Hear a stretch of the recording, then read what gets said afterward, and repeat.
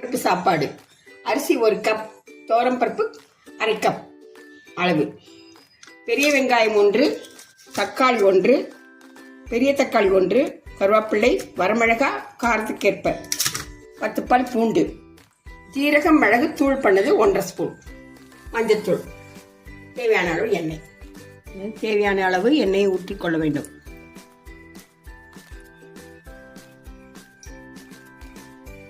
ரெண்டு தேக்கரண்டி.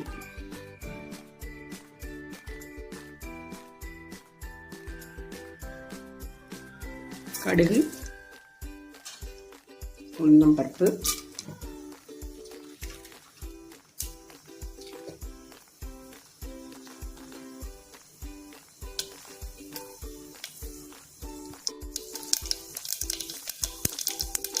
கருவேப்பிலை,